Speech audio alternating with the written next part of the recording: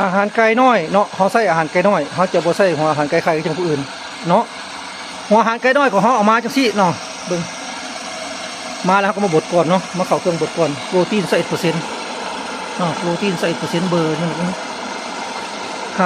เนาะโปรตีนใส่1%มาให้โปรตีนใส่1%เนาะก็จะประมาณนี้อาหารของเขานี่บดก่อนเนาะบดก่อนตอนก้อนบดก็จะเป็นประมาณนี้ก้อนบดก็จะประมาณนี้เนาะก้อนบดกินจะกินยากเนาะ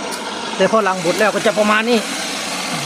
บดแล้วก็จะประมาณนี้เนาะนี่คือว่าชิลีพร้อมกินเลยเนาะชิลีพร้อมกินเลยนี่ก็บดแล้วก็จะประมาณนี้เอาบดเท่านึงประมาณ10 กิโลเนาะบดเท่านึงประมาณ10 กิโลเพื่อมันกินหอมใหม่ตลอดเวลาเนาะแต่ถ้าบดเท่านึงประมาณ10 กิโลก็เต็มกล้องนี่แหละ